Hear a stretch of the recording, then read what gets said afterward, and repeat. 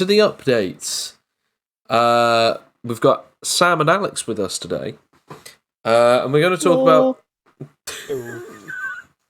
It wouldn't be a video with me if it didn't have a very clunky intro.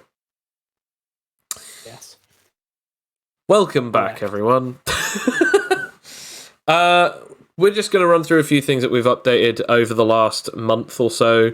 As the last 4 weeks, we've seen 4 sessions. I want to say one shot that we didn't, because we don't record it on those weekends. 2 sessions that we have recorded, and another session of a campaign that we don't record. So we'll go through the things that we actually updated beforehand, and we'll actually talk about the updates that we just recently added in. So obviously last time we added a few changes, the biggest one being health. For those of you who don't know, the health system is pretty much like it is in almost any game. You roll for it, or you start with a certain amount of health, and then that's pretty much it. If you have constitution modifiers, those can increase health by a small amount. But overall, health is pretty much the same until you start gaining milestones. What a milestone is, every 5 levels in one particular thing, you will then go up by, originally, 5 health. This meant that for every level that you actually had in something, you would eventually get points of health per level. The issue that this arose with, that we actually recently saw, was people were getting one shot. Like, the RPG was pretty much very little, like, roleplay still worked. It's just that, like, I could throw a threat at my players the same level as them, and if they dodged one attack and landed one attack, they could one-shot any of the group. And yes, that is technically the same with the opponent that they were fighting. They could technically one-shot them. But if they kept on, like, dodging certain attacks or just doing something, it could be like, oh, this one enemy has the ability to one-shot all of us. And this is supposed to be fodder of this particular threat level. On top of that, there's also the boss situation, which was the bosses would have, like, more health than everyone else because they have arbitrary boss health, so that then they can actually fight against multiple players. But because of the situation, all that did was just make that encounter tougher for the players. But it didn't really necessarily solve anything in the overall. So we changed it so every milestone you'd get 10 HP, so every 5 levels in something you'd get 10 HP. And actually, I personally think this change has actually made it a really big difference, because it actually means that the players can now feel like protagonists, and then the side characters, they either die pretty much instantly to your attacks anyway, because they're either lower level than you, or we just have it that, like, oh, they just cannot survive your attacks.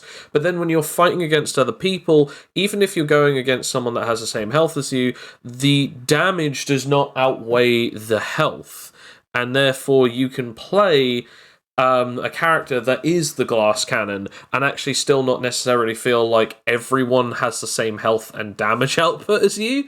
So, like, that in on itself helps. But yeah, I feel like, in my opinion, because I've played only one character in the last 4 weeks, with the new health system, I definitely appreciate it more. I got hit by 2 attacks that, in all honesty, way back when, would have one-shot me, and I was able to take 2 of them. So just having that is actually quite nice. As for you guys went from, like, 50s and 60s into the hundreds, with Adrian, you going up to 90, and Bill and Alex, you and Bill got up into the hundreds. Like, you went up to 100 and something, and Bill went up to 100 and something as well.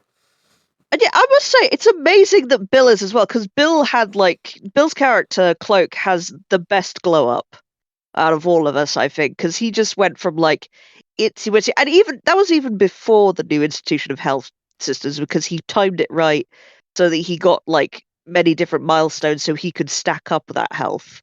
And it's just a fun thing to have, just at that right moment with the health, because he's gone from being, very fragile and easily one-shotted to, almost the same level as me, a husk who is meant to be big and chonky.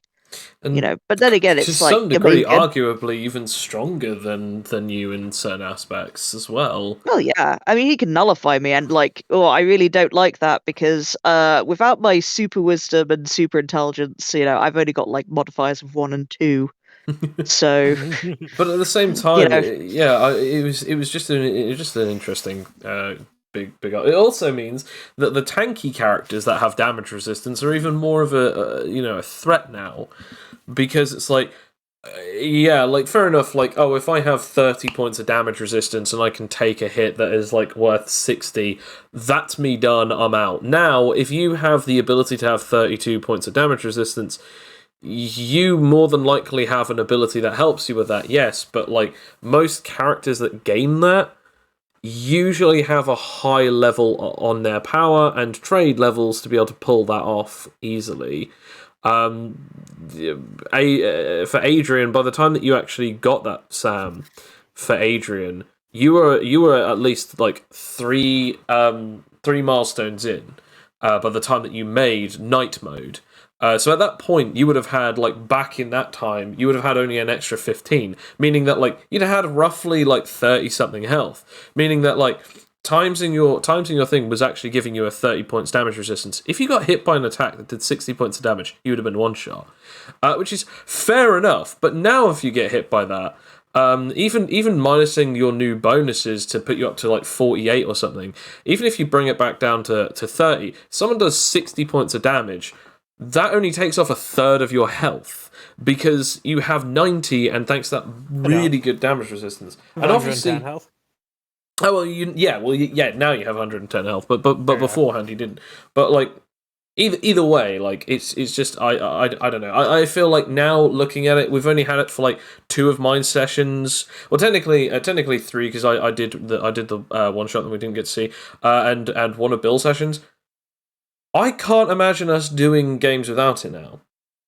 absolutely. I mean, this is absolutely, it's literally a game changer. I mean, for want of a better word, it's like it's changed the game to Yes. be so much better. Like, there's no longer that tension of like going, of like getting one-shotted like there was. And also, like, okay, I love one-shotting, people. I loved in you know, the tournament sessions we did where we just one-on-one people and Rakia was just one-shotting people. But I could tell that you and everyone else was getting a little bit bored with it. So, and especially, getting with me, just I took a couple of hits and then I was down too, and I'm like, oh well, this is great. I will say I wasn't necessarily bored of it, but I was starting to see the issue.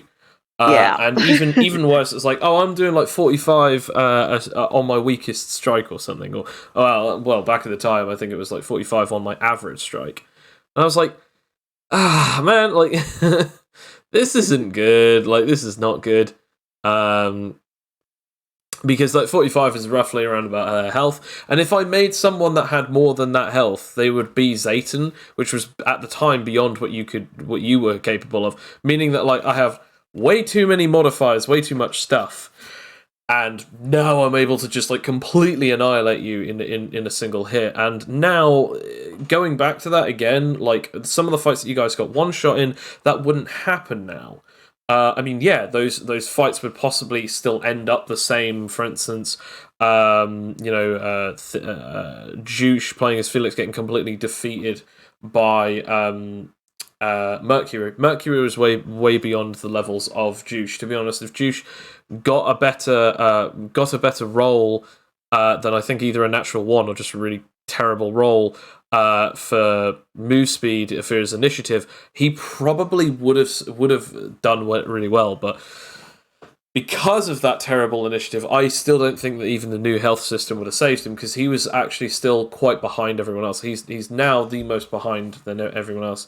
But I think with this new set of XP that we just recently got, he should be up to 6 milestones, which puts him at Omega, if not Gamma. So it's like the second to last threat level before he gets into Zeta, which basically puts him at the max threat level. But yeah, I do quite like it. It does mean that if you guys mess up, or if a freak natural 20 comes out, there's still a good chance that you can survive it. It doesn't necessarily mean that you'll definitely survive it, but it does make those one shots all the more worth it. Like when you were one shotting people, like I think my favorite and therefore possibly my last most interesting one shot that you ever did was against the rubber physiology user when you did the slashing attack. Yeah. And because that he doesn't have he only had a resistance to blunt impact, and you cut him, it instantly defeated him. That was an interesting one because of the amount of damage you did and because of the injury that you did, and that was so cool. But then after that, whenever you one shot them, I was like, yeah, of course. Like, Yeah. like Well, it's because it came out with a funny thing. It's like nobody was expecting that. I mean, I guess I told you about this thing anyway, but so it was sort of like my trump card, and it paid off. I thought you were going to say the guy when we were still in like the wilderness, and there was a guy who was tempting me out of stealth. See that one. That one I think was funny.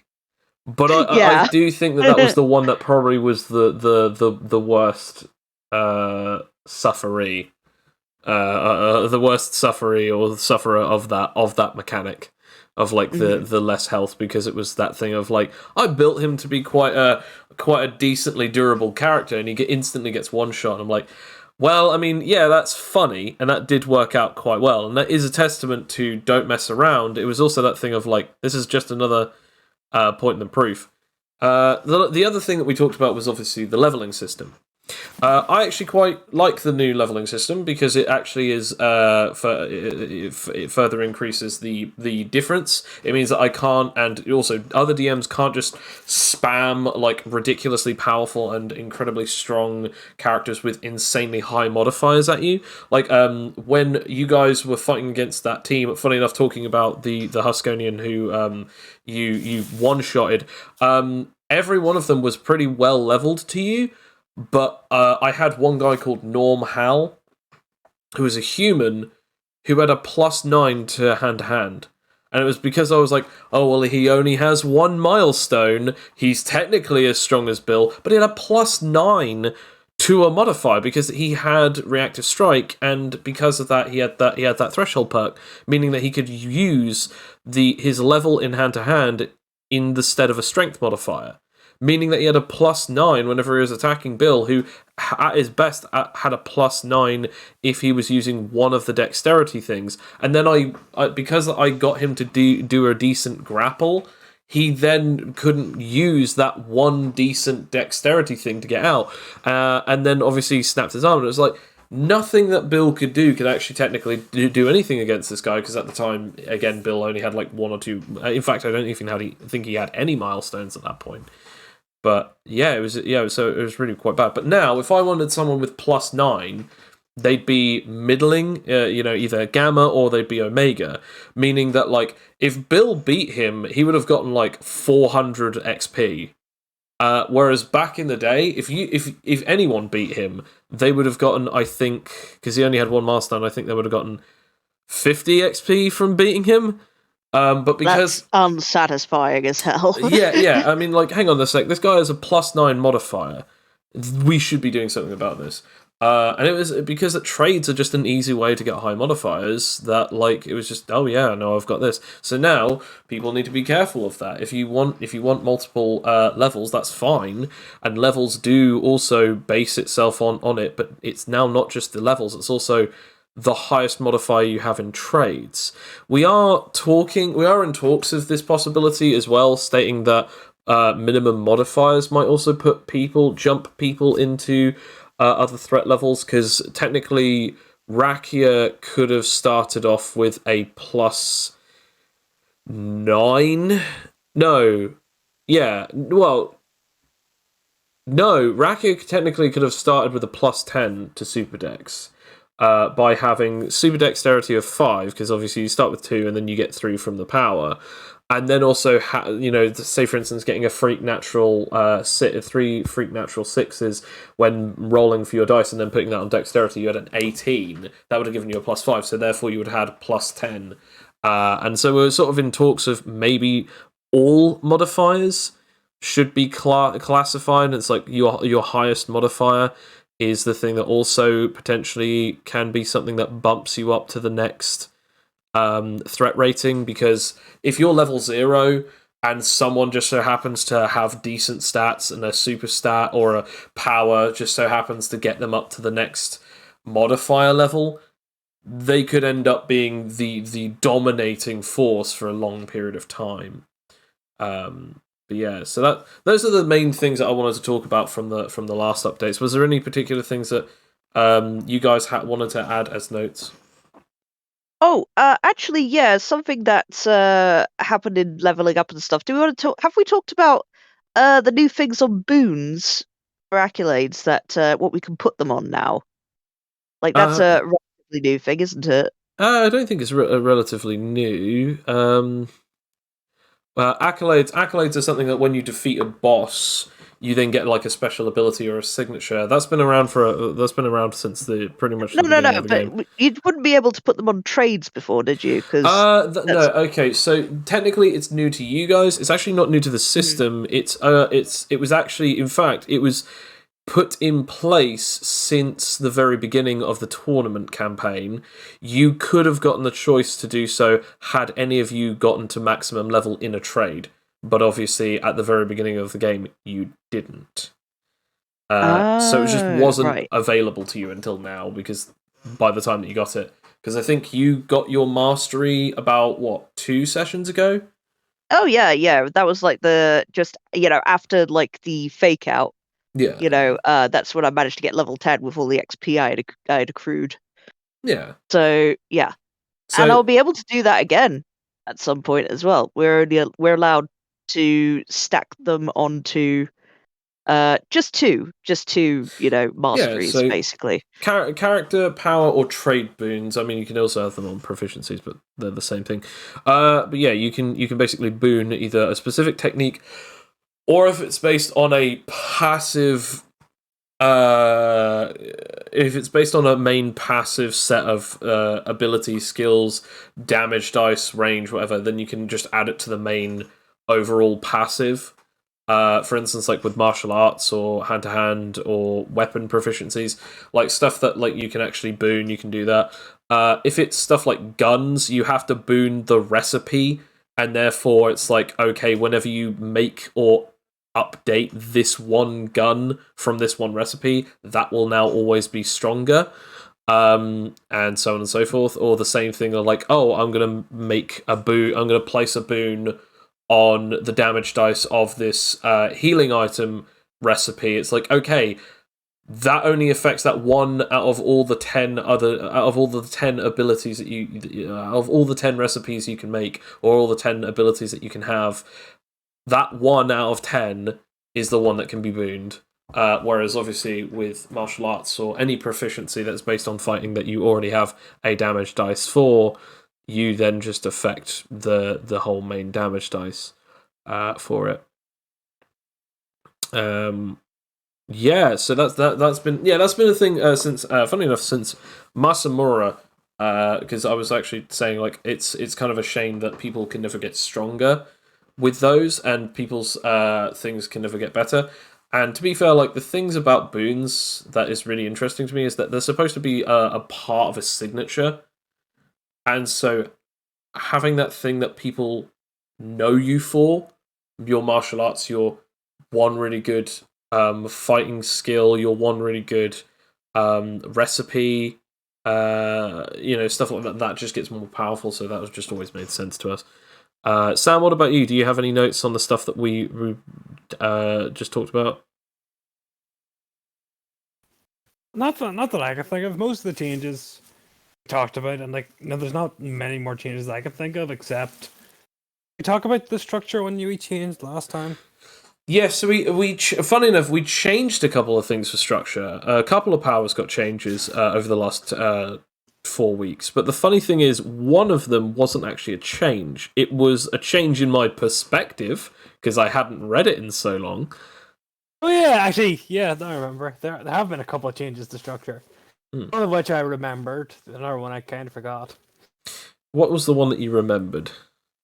Was if you're using biostructure, if you use it as your first action, you can continue with another action even if it is used as an attack. Yes. Your first action. Yes. Do you remember why we said why that was? Yes, because it means that if you saw the game this week, saw Adrian having to keep trying to heal people, quote unquote, by blowing their brains off, or just exploding them. But the thing is, that's the way I heal people: is at first exploding them, then like reconstituting that. So if I wanted to heal someone in a round, I'd have to first explode them and then reconstitute them. But if I wanted to do that before this, it would take 2 rounds. That would count as an attack. Yeah. I personally like that one because it means that even if you use it as an attack, it doesn't stop it. You're exactly right though. It is because that technically it was this thing of like, well, hang on a second. If you can heal someone like that, and then you're allowed to re-heal them, what's saying that a DM wouldn't read that and go, you can't, it doesn't say that you can use this as an attack because you're technically doing it as damage, or you're technically doing it as, and it's kind of the weird thing of how do you state that, oh, I'm going to use this as my first action and I can roll again to heal them again because I choose that they're friend rather than foe, and then right after you like blow a part of their arm off to heal a small cut, you're like, yeah, I choose that they're now foe anyway, right? So I've got another action, right? And it's like, or someone could dick someone over. And so I just like the idea of, no, you can have it as an extra attack, or you can add it to an attack, so long as it's the first thing you roll in your 2 actions. It also has that added benefit of like, if you like mess up, if you explode someone, they don't remain exploded. Like, you have to like, if you mess up, then you can just say, oh okay, all right, this other thing, rewind. Yeah, I mean that's that also comes into play because it really depends on if you want to roll for it or use one of the structure rewinds, which we recently didn't realize. You saw that. Absolutely. We recently didn't realize that it actually had a very important part not written down. Which, funny enough, out of the 3 devs that we've had for this, me, myself, and I, Kane, Bill, and I.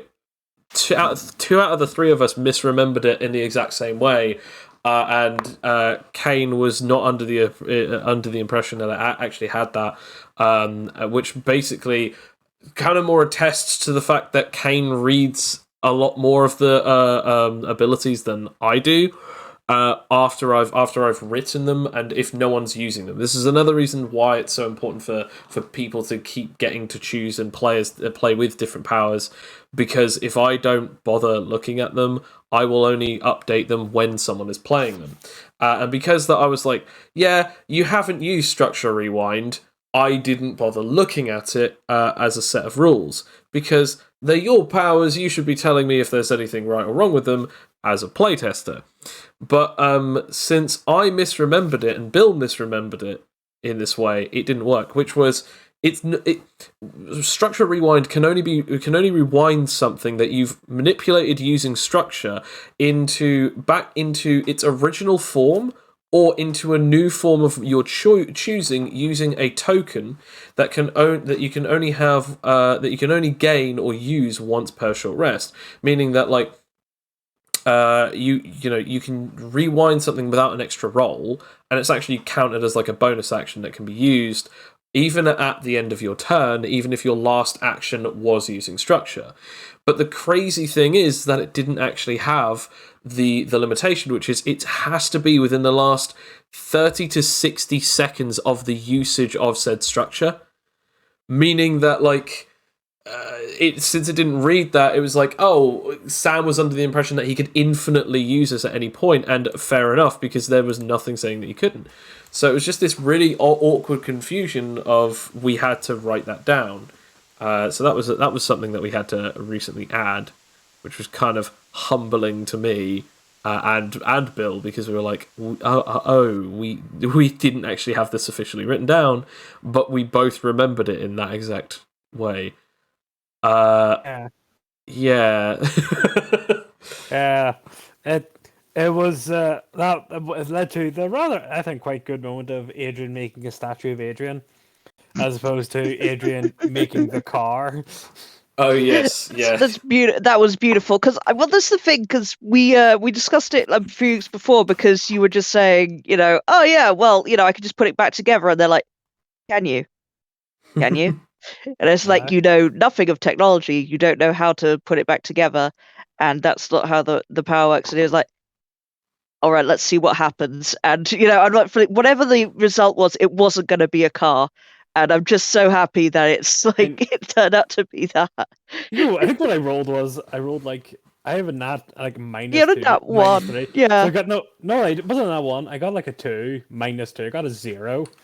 So I was sat there like, well, this is basically equal to or worse than a natural one at this point. So, yeah, I mean that was humbling for you, but that was that was great. I mean, it makes sense.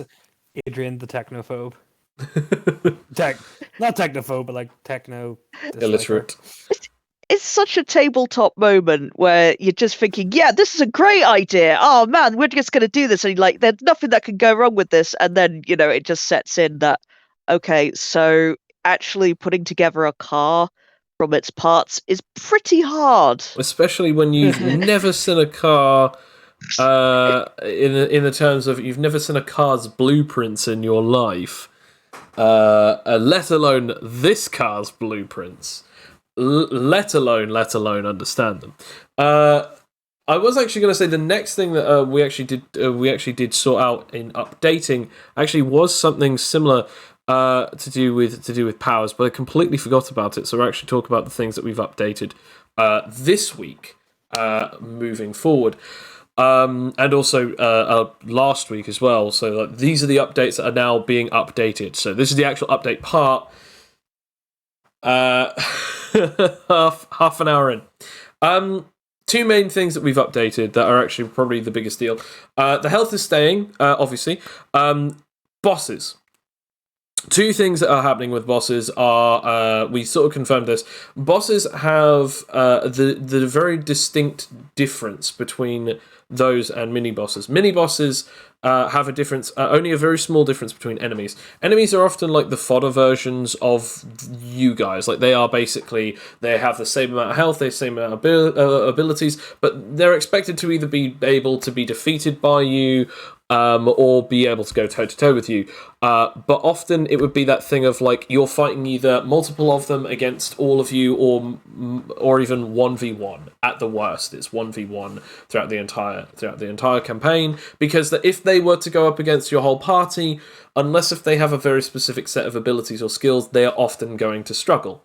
The next one is mini-bosses, which either have more levels than the lot of you, or more levels than the highest amount of you. Similar to a boss, they're expected to take on all of you at once, but they do not have anything different than you guys would normally have, except for maybe some extra equipment, but nothing that you guys can't gain access to once you either steal from them or kill them.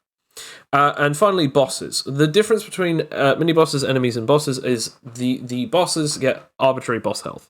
So they don't have normal health. Although they do have normal health, but their boss health is actually the thing that is counted.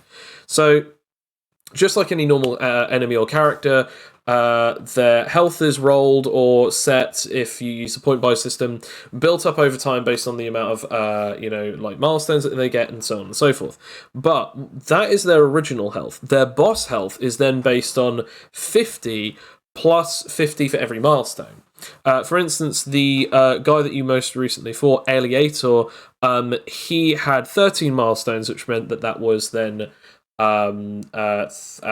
650, but obviously then he gets the extra 50 because, bosses start with a minimum of 50. So it meant that he had 700 health in total. We also stated that Vitality, which is based off of a quarter of the user's maximum health, it's based on what their original health is, not their boss health, because that would be ridiculous. It would be like over 170 odd if you had to have that. So that was the particular case with that. Bosses have that particular health, but they also have something called boss bonuses, boss effects, or boss actions. We're calling them boss bonuses at the moment, or boss effects. They're similar to legendary effects in D&D, but they work a little differently in a couple of different ways. The bonuses can be based on their threat level, giving them 1 from 1 with Alpha all the way up to 5 with Zeta, and then obviously middling in between because there are 5 different threat levels. They can vary. The abilities can vary from simply doing the equivalent of a legendary resistance to something, and it has to be something specific like being knocked out, being poisoned, being controlled, or being nullified. Those are all 3 separate abilities. All the way to having like an effect where they can automatically transform once a day or once per combat or something, or even having it that like they can use their boss bonuses to remove downsides from certain effects or abilities of unique attributes that they might have. They cannot get rid of their powers weaknesses because obviously that's not really how that works. But yeah, that's pretty much it. So we were talking about this about a week or 2 ago, and then we finally added it for Aliator when you guys were actually fighting him. I added these to him because I wanted to sort of have it where a character wouldn't just go down instantly through knockout alone and so on and so forth, which actually then sprouted the final addition to bosses, which is posture, or at the very least, stamina. Stamina is based on the character's maximum health, or should I say the character's maximum boss health. It's based off of half of it. Until the boss has got equal to or less than half of their maximum boss health, they cannot be knocked unconscious. This is due to the fact that this boss had 700 health. If you were able to, in the first round, knock him unconscious, that would have been completely a waste of an interesting encounter, and quite frankly, it would have cheated the system out of it. And again, this is for the sake of balancing. Bosses are supposed to be the big bads of the area, and again, if they're not, then they kind of cheap out. So having that system means that you can still have the power gamey, high amounts of damage, or whittle them away over time, but ultimately, if you need to break it to the point of which that you get them down to halfway, you can then finally use your stats and abilities. Now, every other stat and ability and effect can still work as long as their boss actions are all used up, or if they don't have a boss action against it. But again, it's all of these things are specifically used so that then people don't have this issue of, having these overly easy boss fights. Again, if it's easy because they are just really badly type disadvantaged to you, for instance, when we had it, I think I actually made a water mimic at one point, and one of the characters was an electrokinetic, and that was very hilariously unfortunate. Or even having it where I had like a character that did mostly physical, and almost everyone had physical resistance, which was hilarious. Which, to be honest, I could have also been technically talking about this one, because this guy only had 2 Animite weapons, and once he threw them, that was pretty much it. I mean, we took him out of his environment as well, which you designed for him. So yes, that was like a big problem. I want to point out, I was so annoyed about that because that would have been so awesome, but fine. But But yeah, so bosses now have definitive health. They cannot have any more than 1,000 health. Although to be fair, to get 1,000 health, one would need 19 or above milestones to have that, and obviously they need to be a boss. But yeah, that's pretty much it. Any particular comments or notes on that? Not really. Well, the only problem, and I'm just nitpicking here, is that it took an awfully long time to get that motherfucker down. You know, it just took a long, long time, and we ran over by about 5 hours. Granted, a lot of other things happened as well, which extended the lifespan of that fight. Was Connor's trump card was like getting, trying to drown him, and which would have gone either two ways. The way that it happened was it ended up extending the fight even more, and we were just at the end of it, we're just like, please die, just die, because. As well as like having like all of this health and stuff, he also had a lot of special abilities as well, which was in his favor. And it just seemed like, again, I'm not complaining, really. This is just nitpicky kind of stuff that other people might find annoying, which is like, just making it just slightly not too powerful, but just sort of more annoying to deal with. I will say, to be fair, I will say, to be fair, I felt like that was more poor timing on my part rather than bad display of the abilities, because, to be fair, like, I had spent 2 weeks building that guy, and I was like, yes, I really cannot wait to have him be in the next episode if you guys end up going on the boat. I actually had another set of characters if you guys went through the portal, which again, that didn't happen. I also had a character built so I built so many, and when you guys were on that boat, I was like, oh, I'm so excited because this is the one that I really wanted to do. I really like the idea of this. I really hope that Rakia is the one that starts this, and it actually turned out that it was, and it was brilliant. Everything was lining up, and then, we finally got to have the fight. Yay! He's like getting really annoyed, and Rakia was the one who tempted him.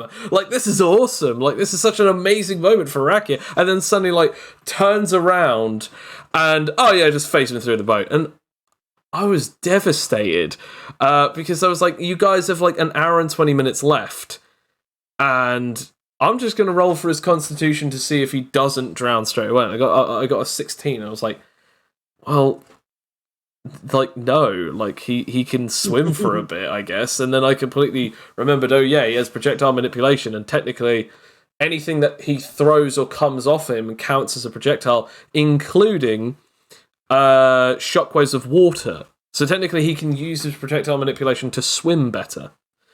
That's right. This is the thing, because I know you were very annoyed, and that is very annoying. From a DM's perspective, that would have driven me absolutely mad, especially if it didn't. But that was cool. Had he got under a 5, I would have probably said that he died. Had he got an actual 1, I would have definitely said that he died. But it was like, he doesn't even get he doesn't even get under a 15. He's not even drowning yet. And I just rolled some stuff, like I rolled strength, and again, like I think I got like an 18 or something. I was like, well, yeah, he can swim, I guess. But that was so brilliant. So it was that thing, and by the time that he got onto the boat, it was an hour left, and I was like, well, there's no reason not to do the boss fight, and I'll see how long it takes. And I was like, well, hopefully because I'm so used to you guys just one-shotting an opponent. And again, it's been so long since I've actually thrown any bosses at you with any kind of boss health.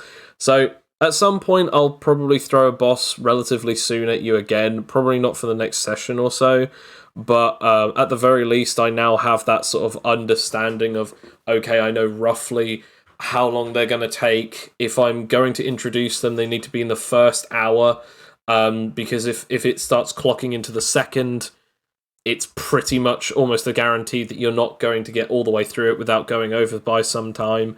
But yeah, it was an incredibly long one. It didn't help that we had a couple of technical issues on Bill's side because Discord just messed up.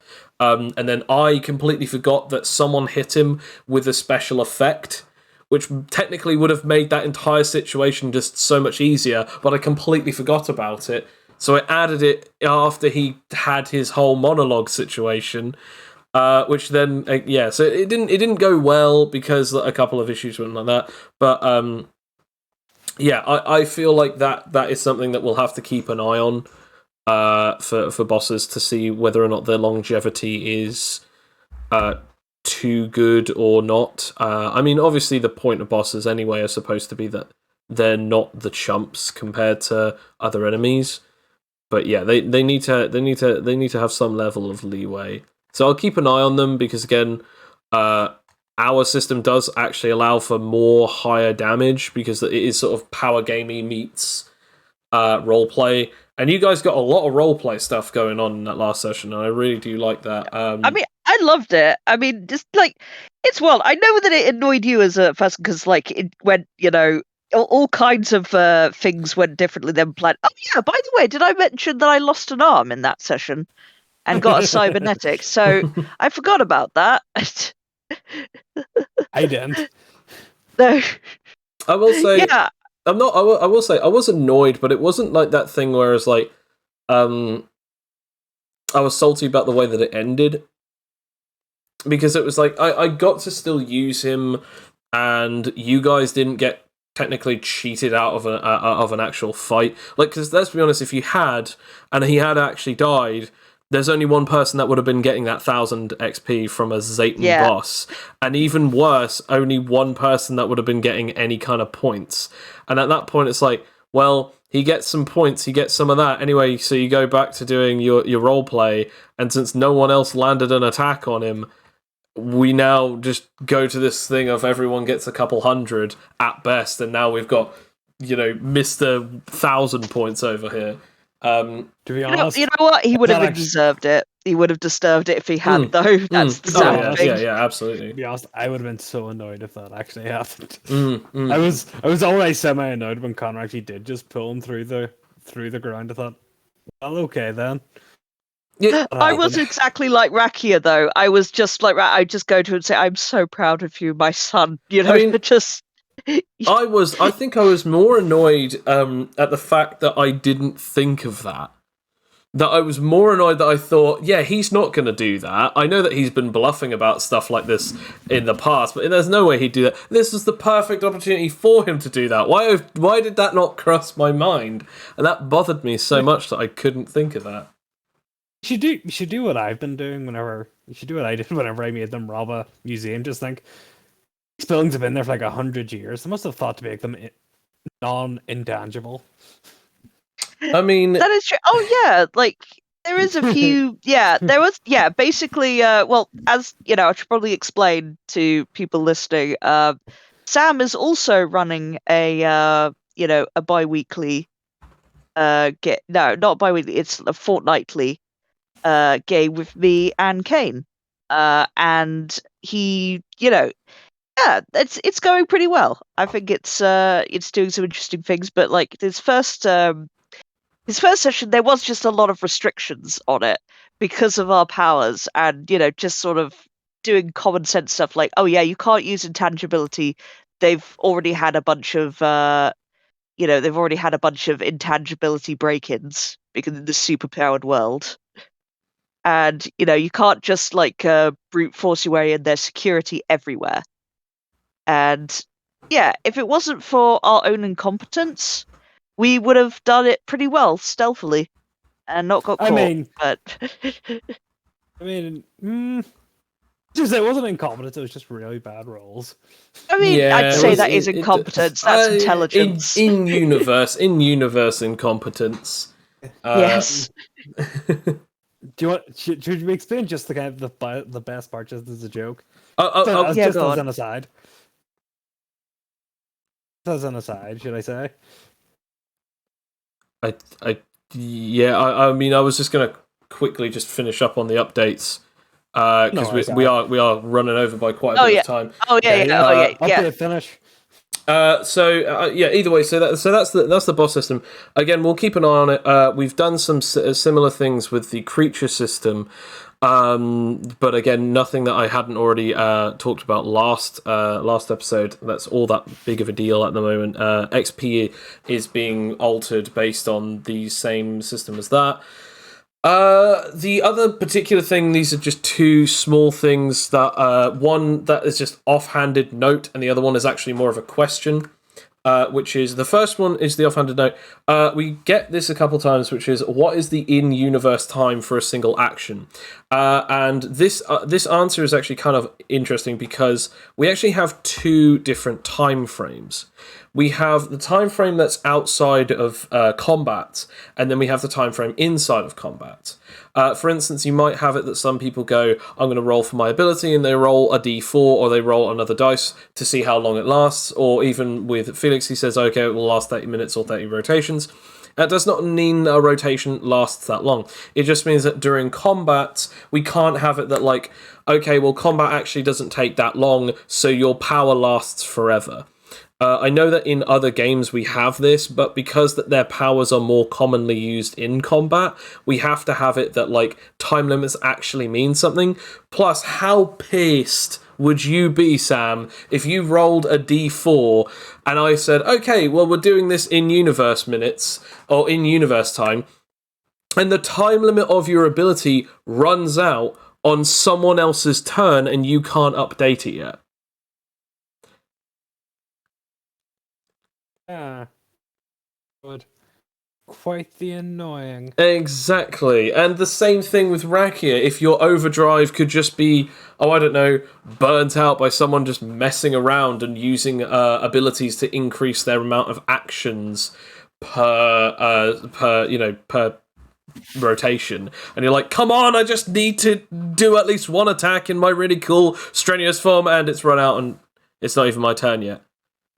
Like, that would be awful. That would just be disgustingly terrible. And yes, like, don't get me wrong, like, a rotation doesn't take that long, but we usually state that a person's turn is often around about 5 seconds in universe. As one action will be anywhere between 2.5 seconds to 3 seconds. Every action is often around about 5 seconds, meaning that a whole rotation will be taken up by 5 times by the amount of people that there are, and then that's how we do it. Now, we state that often everything with a time limit lasts less time in combat, as it's that concept of either powers are being stressed a bit more, or strenuous forms are being stressed a bit more, or even, it's combat time, so just leave it, for the sake of balance, or even a particular other one, which is like, oh, hang on a second, if an item has a time limit, like a drug or a specific usage, and I take it on my turn, or someone feeds it to me on their turn, how long does it last? Well, until that person's turn again, or until X amount of times, and then it gets back to their turn, and so on and so forth, rather than actual in-universe time, because that you're in combat. This is mostly because that, like, again, it's that concept of, like, time is a little skewy when you're in the middle of combat and you're running in and out of situations, and the other particular reason is because rotations are ridiculous, and to be honest, like, how many hours was that combat, and how many actual rotations did you do? I think I counted 5 or 6, maybe 7 at best. And if you had like an ability that lasted 8 minutes, like, in universe that would have taken, like, what, there was 6 of you. 6 times 5 is 35. That would have been 35 seconds, times by then 6 or 7. If anyone has that immediately off to hand, 35 times 7. Which I'm actually... See, I'm not a nerd, so I don't know maths. So 245 seconds, so that's divided by 60. That's 4 minutes and 8 seconds. Right? So that's 4 minutes and 8 seconds. That means that if you had a power that lasts 5 minutes, you would have still had that transformation the entire time. It means that after all that time, Felix would have only lost 4 points in his stockpile in total. It means that Sam, if you had critted on your paladin mode, you wouldn't have had to re-roll for the transformation at all. And again, that sounds like a good thing, but if you also think about it, it's like, that also means that, like, the time limits are so skewy, because again, what if you do have to restart it, but it ends on someone else's turn and you can't restart it? And it's just not good. So it's just, it always has to have it that, like, We have the rotations. Whatever the amount of minutes are, is the amount of rotations. We do have a 1v1 combat mechanic, where the amount of rotations that you're actually able to have it is doubled, because it's the amount of minutes. So it's like, oh, it's 4 rotations. Well, you're only against one person, so therefore it's now, instead of 4 rotations, it's now 8 rotations. But yeah, so in universe, that's how long it lasted. So technically, that would have been 4 minutes. That entire fight took place in universe. And that's literally it. That's all we've done. We've just added like an in-universe thing and an actual specific reasoning as to why we have 2 different times. Sorry, nerds. That's just how it goes. Our system does not work on the same principles as D&D and Shadow of the Demon Lords and Vampires the Masquerade. Who would have thunk it? A game that is completely made by a different set of people who don't play all of those exact games and also wants to make something slightly different would be a different game.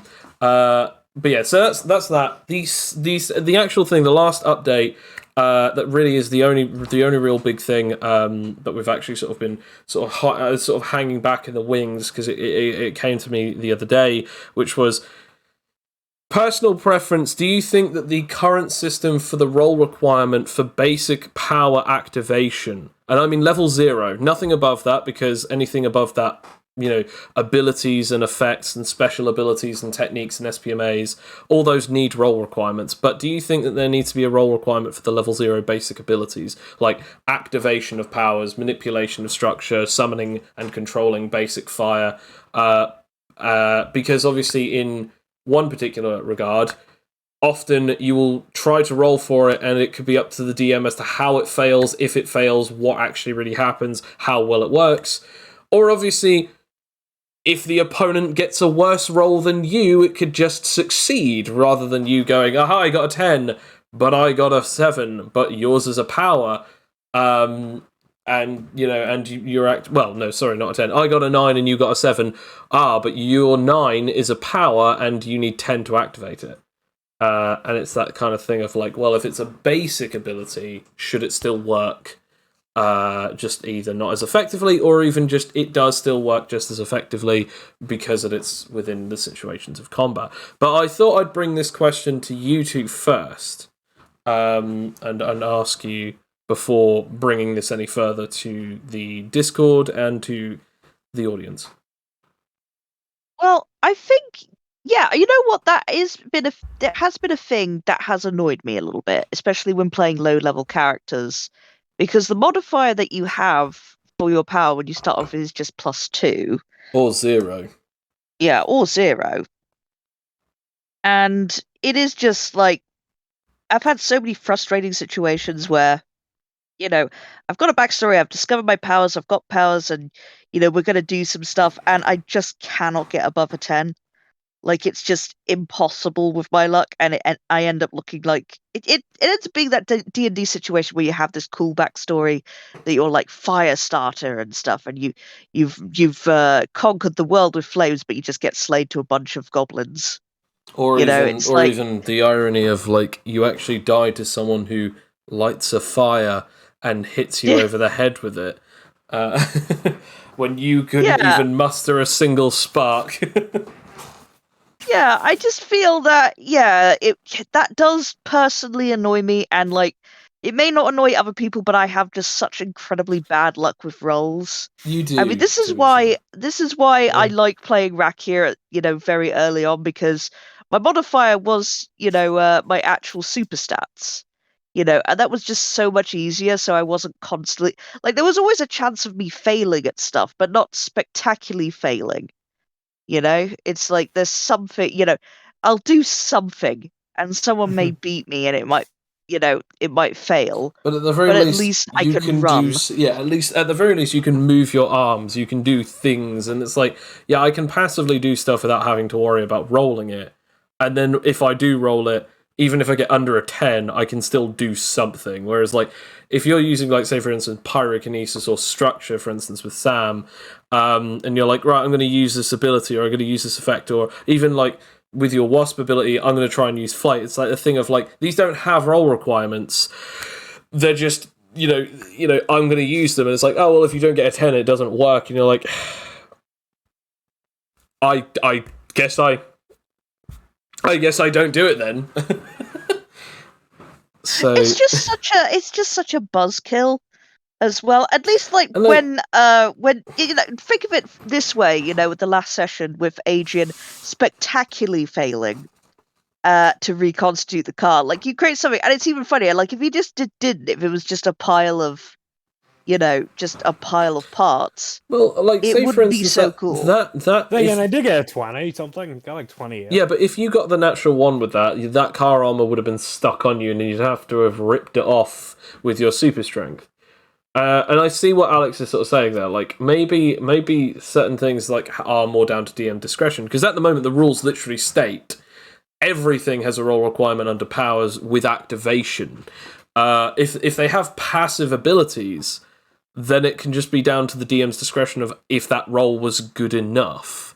Whereas at the moment it's like nothing is good enough unless if you get a 10. And again, that's roughly around about like 55% of the actual D20. Or even potentially like more than that. I don't know, depending on like the exact percentage of it. But that's still that's 11 of the numbers out of the actual dice.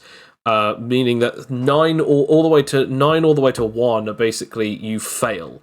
And the worst thing is that the only difference of the natural 1 fail compared to the other fails is if you do it, you can't use your powers or that specific power again for a whole minute. As you lose control of it. And in combat, that is, you can't use it again for the whole rotation. Meaning you can't roll it reactively, and you can't use it, and it also uses up one of your actions. If you used it for an attack, that also ends your turn, and if you were using it as an attack that is visually obvious from the start, the opponent automatically succeeds in getting a counterattack against you. And again, half of that is fair enough, because again, I mean, if you're trying to attack someone, they try to react, fair enough, you fail. But like, it's that kind of thing of like, if there's no roll requirement and all you're doing is just trying to roll to see how well it works. I mean, obviously, like in a lot of situations, you say to me, I'd like to use structure to break down something or repair something or build something. Unless if I know that it's going to make it any physically better, I actually don't really care half the time if you roll and turn it into something. Like, for instance, you rolling for that car thing, I looked back at that, I can't remember if I asked you to roll SP or not. I think I did, but I was like, looking back at that, I was like, you didn't need to, because like I knew that you were going to just succeed unless if you get an natural 1. And to be honest, I wasn't really going to care if you got a natural 1, because it was like, I'm just going to go, no, sorry guys, the party is now splitting, the boat is going away because Adrian failed to do the structure on a car. To be fair, though, this stage I have plus 15. Yeah. Could have got a 2 and it would have succeeded. Yes, yeah, absolutely. So that's like a 90... So basically it's a 95% chance. Yeah. It's 95% exactly Yeah. chance of getting it. So that was just an addition. Yeah. I can see the point. I think maybe depending on the power, maybe just make it a 5. I personally As those basic powers. I personally think that it should be, unless if the power states that a certain thing has to have a roll requirement, like for instance transformation. It's just like, oh well, you have to get a 10 to completely have your body transform. You have to have a 15 for this. You have to have a 20 for this. That's fine. But like the main basic abilities, like for instance, like when you're in Wasp mode, like because you do actually have to get a 10 to transform into a Wasp. Like when you're in Wasp mode, you are asked to roll either Dex or SP to fly. Personally, I don't think that you should have to roll to use your wings, unless if you're using it to roll away, like fly away from something, or do a flight check to roll or to fly faster than something. And at that point, you just roll move speed.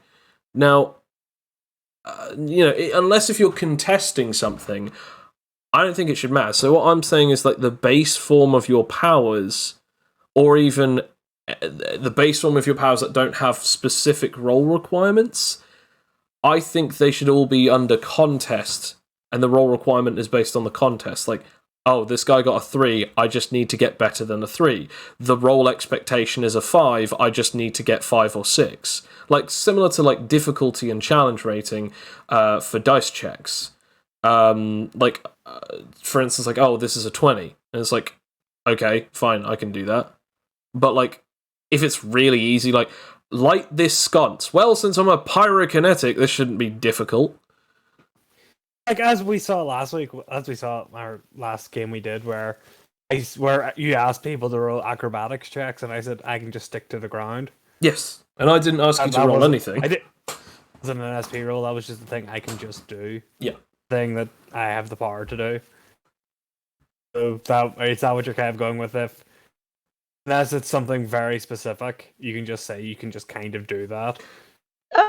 There is one thing I'd like to add to this, because I think that I'm on the side of like making certain abilities, very low level, to be just automatic and stuff, because there are certain, superpowers that have even more difficulties on top of the role requirement.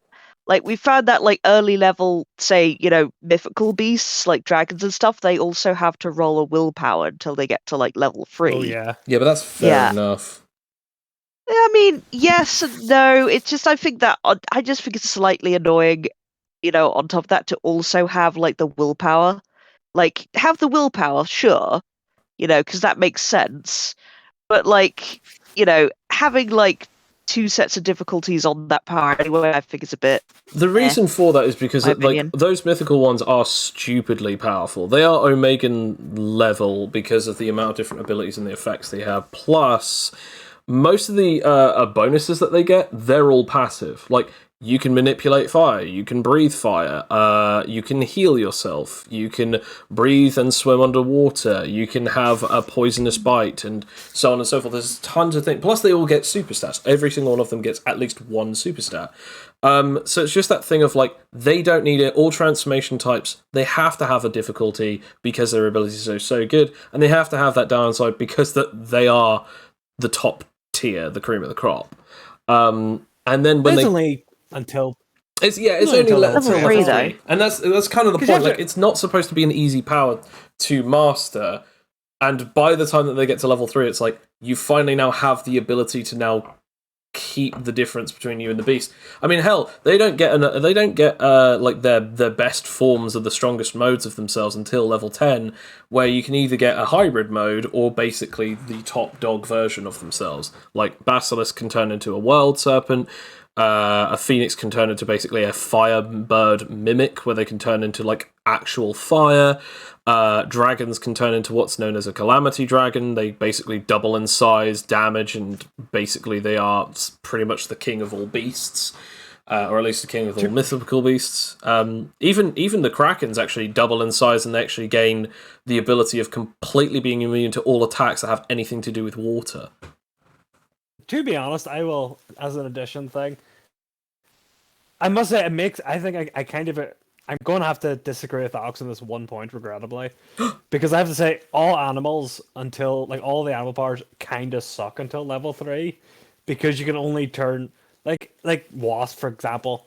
You can just turn into a Wasp. You take 4 times damage, and you get really hurt by, like, any kind of, like, air-based assaults. You'd be taken down with, like, bug repellent until you're level 3 where you get hybrid mode. Even probably the best one, lizard, you can just turn into, or not lizard, a crocodile. Turn into a crocodile. Don't turn into a hybrid crocodile till level 3. Probably that's it. Just turn into I become crocodile now. whereas the mythical ones, you actually become something, decent. Yes. You become a giant kraken. You become a giant bugger off dragon. I mean, nobody's turning into a dragon or a phoenix and going, you know what? This is just not good enough. Like, no one's turning into basically a nigh immortal beast or basically like a living tank, ultimate predator, fire breathing creature, and just going, nah, this just ain't doing it for me. This just, if only I was a wasp right now, like.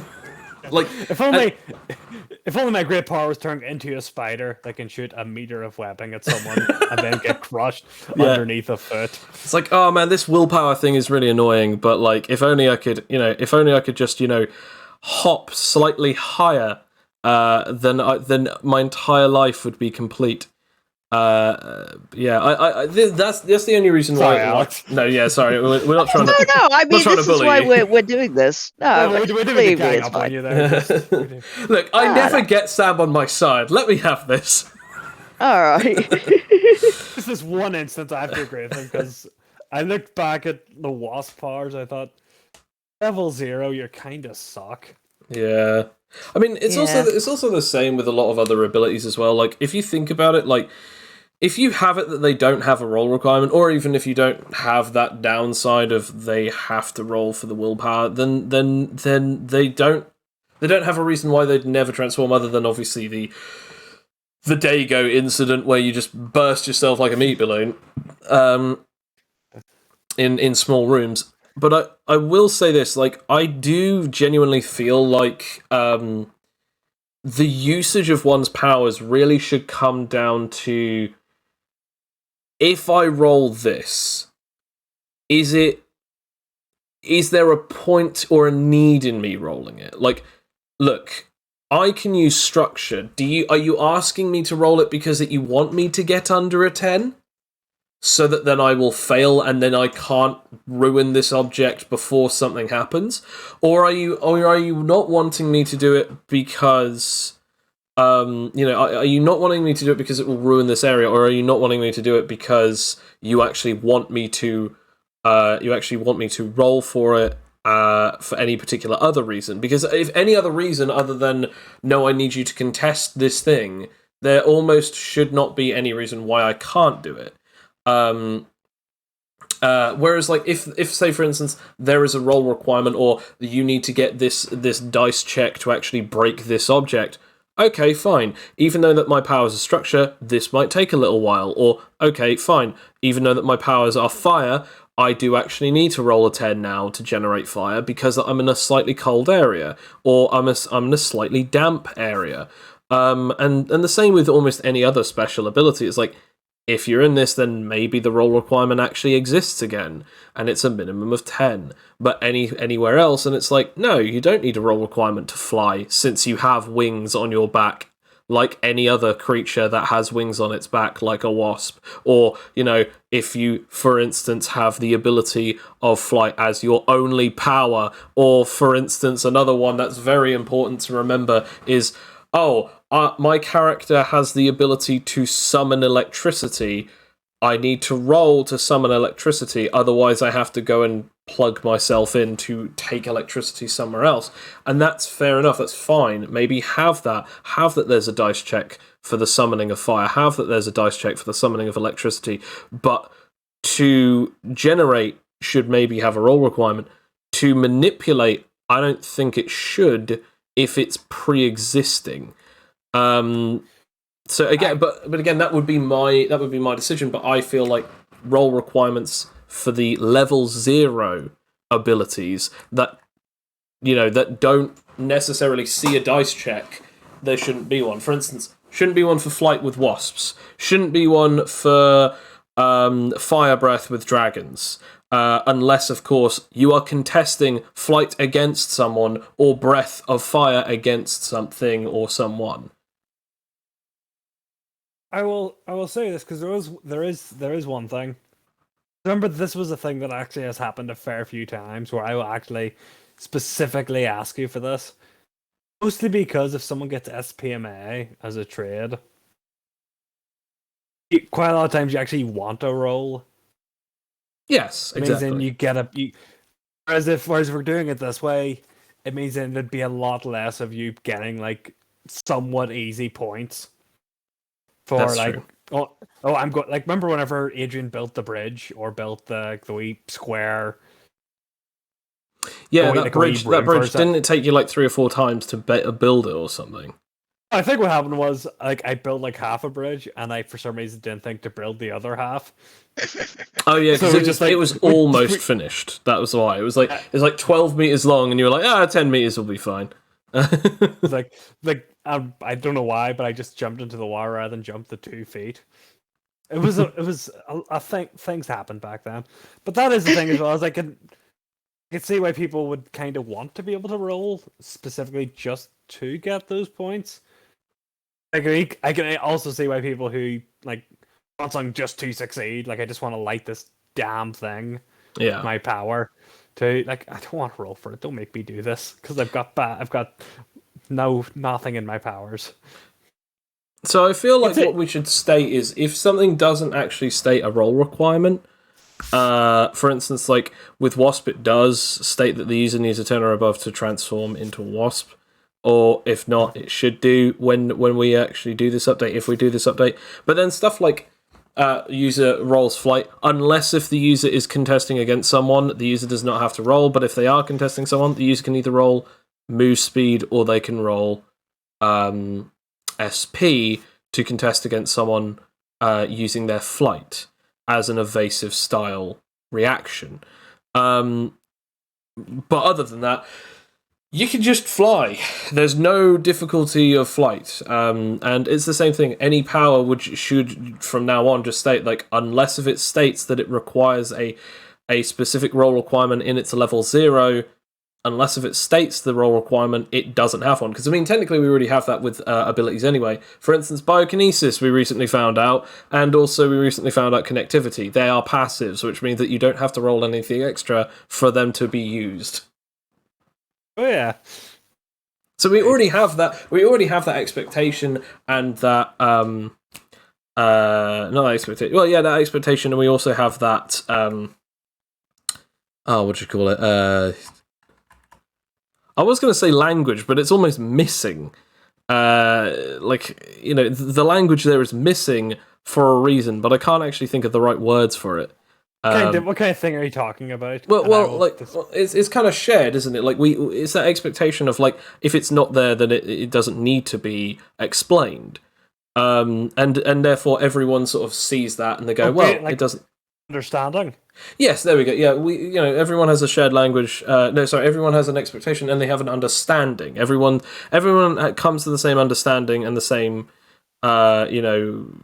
perspective of this doesn't say it, therefore it doesn't have a requirement. It can just work. And therefore I feel like that's where we should go from this. Like, if a power doesn't have a roll requirement, it is up to the DM's discretion as to whether or not what they rolled is good enough to do the thing that they've asked for. But anything else, like, they can use what they need as when, unless if they're contesting against an opponent or against a force of some kind. I mean, obviously, we do that already with Rakia. You roll dex to cut down a tree. If you didn't get above certain rolls, I'm sorry, this just isn't good enough. But, like, thanks to that plus 16... most of the time I'm just going to say, yeah, you cut that down, or yeah, you do enough damage, or you did do a hard enough hit that it breaks. Sometimes I ask you to roll damage. Other times, like, I don't need to bother. Even if you can't do the amount of damage to break a tree, a 32 is good enough for me. Like, I mean, just in case as well, I created a perk just for that as well, just to cut down faster so I can do like more durability damage with my hits, so Yeah, exactly. And I like that. I love that ability. So I mean, that's the only last update that I really wanted to talk about. I don't know if I guess we could try and implement it in the next session that we have with you guys. Go from there and see exactly how well that will work. Using the system without needing role requirements and certain abilities and certain things. I mean, obviously there are a lot of effects. I mean, this is the reason I say the next tournament one rather than the one that we do with Bill is because most of us do have powers that have role requirements already that are expected and ones that don't. For instance, my character has super intelligence, so there is no role requirement for any of the abilities he does except from instant learning. And again, all of the stuff that he has is stated what has and what hasn't got role requirements. Yours at level 0 also states what has and hasn't got a role requirement. And also your unique attribute is entirely based on it for Lilith. So again, it makes the most sense to wait until the Tawny one, where we actually do have a few different people with a bundle of different things, to do so. But yeah, I mean, obviously this is less for in-combat stuff, but there could be some stuff that you do in combat that I'd be like, yeah, I'm going to say that you can just do that, because why not? Like, I'm going to start flying, says Adrian. Well, if you can fly in your current mode, then yes, I don't see why you'd have to roll for it.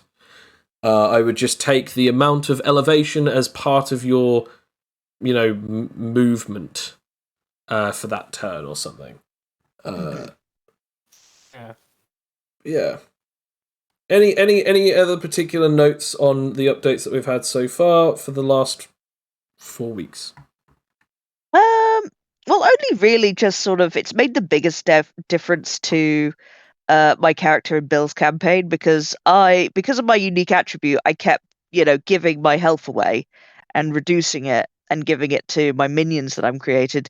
And because I can't unsummon them, they have to be, because they got left on an island, I was stuck with 8 HP in total. And now I'm not. I mean, I still want them dead, because, this is annoying that I've got a huge chunk of my XP just gone while they're still alive. But yeah, I didn't expect that to happen. And that is something that, if you are going to play Lilith as a character as well, that's less annoying. It's basically, I don't fear for my life every session now. So that's good. Yeah, I can get behind that. Any closing words that you'd like to add, Sam?